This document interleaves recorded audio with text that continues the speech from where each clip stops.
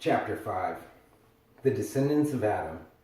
This is a list of the descendants of Adam, whom God created human beings. He made them like himself. He created them male and female, blessed them, and named them human beings. Then Adam was 130 years old. He had a son who was like him, and he named him Seth. After that, Adam lived another 800 years. He had other children and died at the age of 930. When Seth was 105, he had a son, Enoch, and then lived another 807 years. He had other children and died at the age of 912. When Enoch was 90, he had a son, Kenan, and then lived another 815 years.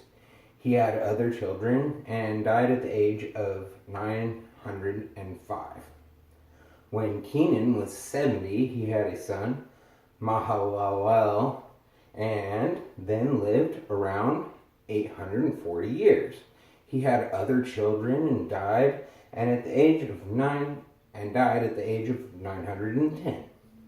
When Mahalalel was 65, he had a son, Jared, and then lived another 830 years.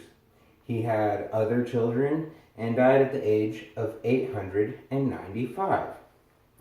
When Jared was 162, he had a son, Enoch, and then lived another 800 years.